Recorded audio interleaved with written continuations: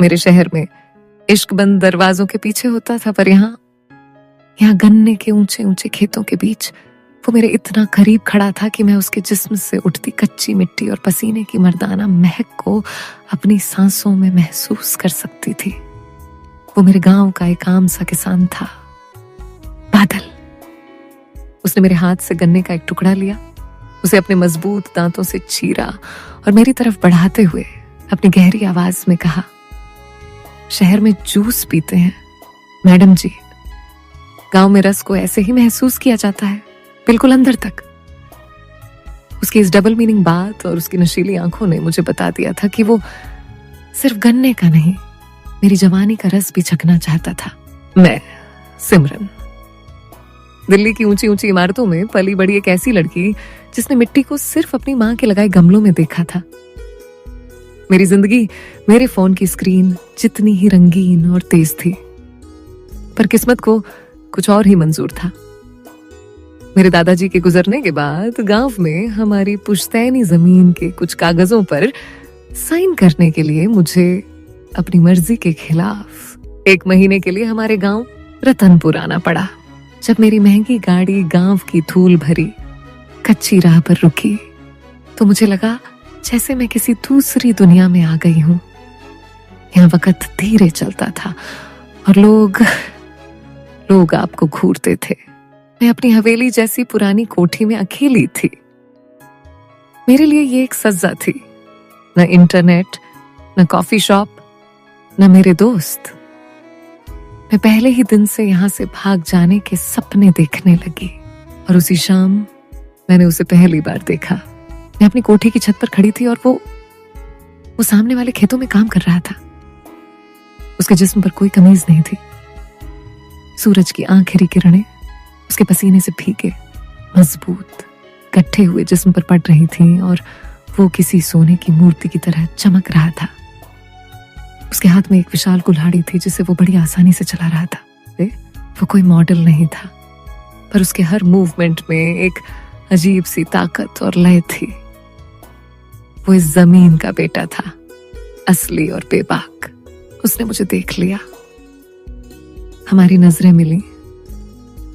मैंने फौरन अपनी नजरें हटा ली जैसे मैंने कोई चोरी कर ली हो, पर मैं महसूस कर सकती थी कि वो अब भी मुझे ही देख रहा है। वो बादल था। मुझे बाद में पता चला कि वो हमारे खेतों की देखभाल करता था। अब ये रोज का सिलसिला बन गया। मैं छत पर आती और वो खेतों में होता। हम दोनों के बीच लफ्जों का कोई रिश्ता नहीं था, सिर्फ नजरों का था। वो मुझे देखता और मैं उससे। उसकी नजरें मुझे एक अजीब सा एहसास कराती थी। वो मुझे शहर की किसी अमीर लड़की की तरह नहीं, सिर्फ एक औरत की तरह देखता था। एक रोज मैं खेतों की तरफ घूमने निकल गई। मैं अपनी ही धुन में चल रही थी कि मेरा पैर कीचड़ में फंस गया और मेरी महंगी सैंडल टूट गई। शहर की चीजें गांव की मिट्टी में ज्यादा देर नहीं टिकती मैडम जी। एक गहरी आवाज आई। वो बादल था। वो मेरे पास आकर खड़ा हो गया। मैं झेप गई। वो मुस्कुराया। आइए। उसने बिना कुछ कहे मुझे अपनी मजबूत बाहों में उठा लिया। मैं हैरान रह गई। ये क्या कर रहे हो? जो करना चाहिए, उसने कहा और मुझे कीचड़ से बाहर सूखी जमीन पर खड़ा कर दिया। एक पल के लिए मैं उसकी बाहों में थी। उसके जिस्म की गर्मी, उसकी सांसों की महक। मैंने अपनी आंखें बंद कर ली। आपकी सैंडल, उसने मेरी टूटी हुई सैंडल मुझे देते हुए कहा। शुक्रिया, मैंने धीरे से कहा। इस जमीन को भी प्यार और देखभाल की जरूरत होती है मैडम जी। उसने खेतों की तरफ देखते हुए कहा। अगर सही वक्त पर पानी न मिले तो इसमें भी दरारें पड़ जाती हैं। वो बातें तो जमीन की कर रहा था, पर उसकी नजरें वो मेरी आंखों की दरारों को पढ़ रही थी। मैं समझ गई कि वो सिर्फ एक किसान नहीं, एक शायर भी है। मानसून आने वाला था। गांव के लोग कहते थे कि जब सूखी धरती पर पहली बारिश होती है तो वो सिर्फ मिट्टी को नहीं, दिलों को भी भिगो देती है। उस शाम मैं खेतों के पास बने एक पुराने आम के वृक्ष के नीचे बैठी थी। तभी आसमान में काले बादल घिर आए और जोरों की बारिश शुरू हो गई। मैं भागकर उस वृक्ष के नीचे और सिमट गई। तभी मैंने देखा कि बादल भी भागता हुआ उसी वृक्ष के नीचे आ गया है। अब सिर्फ हम दोनों थे।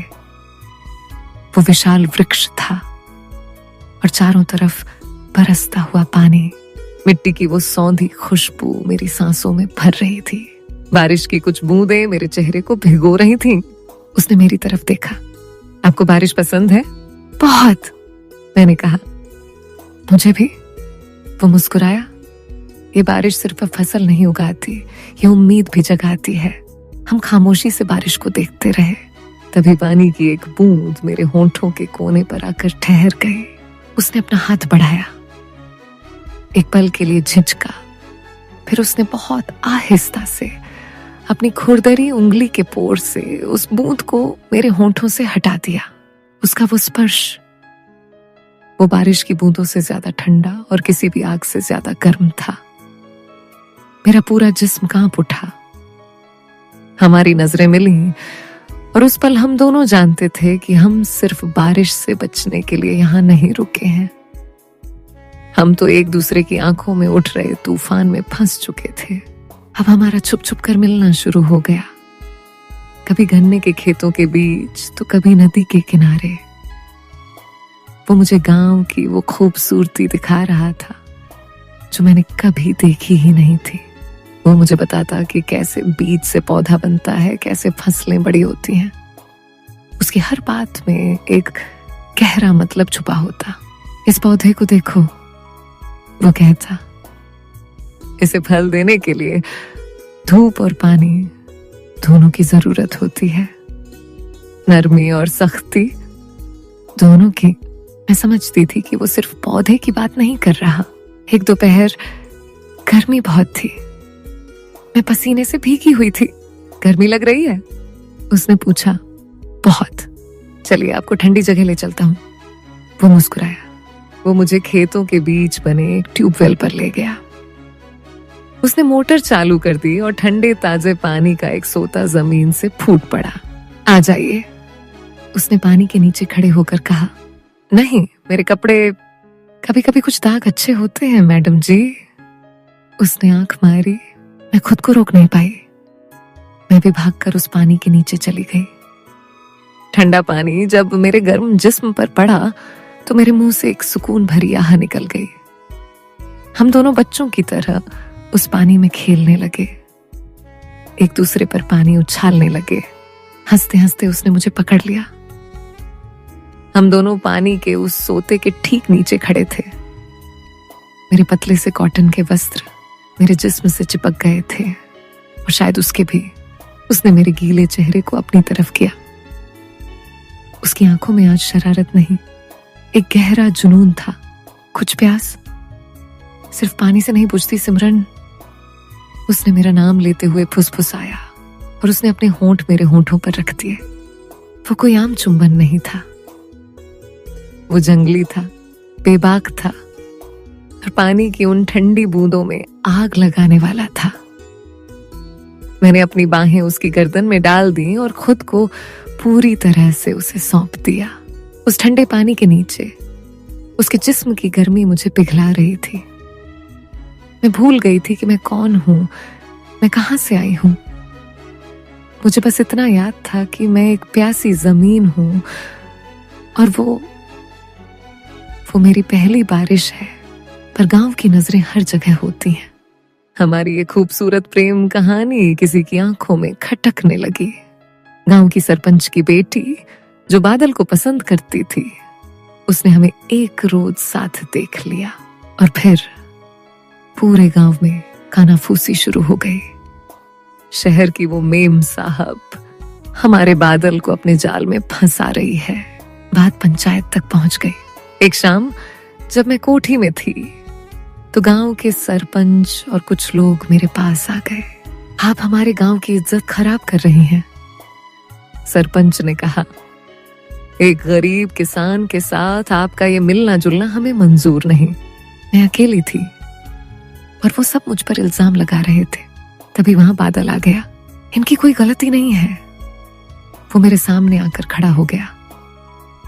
अगर कोई गुनहगार है तो वो मैं हूं। चुप रहे बादल, तू अपनी औकात भूल गया है, सरपंच चीखा। अभी ये सब चल ही रहा था कि कोठी के बाहर एक महंगी गाड़ी आकर रुकी। उसमें से मेरे पापा और मेरा भाई उतरे। वो लोग मुझे सरप्राइज देने के लिए और मेरी शहर में तय हुई शादी की बात करने के लिए अचानक गांव आ गए थे।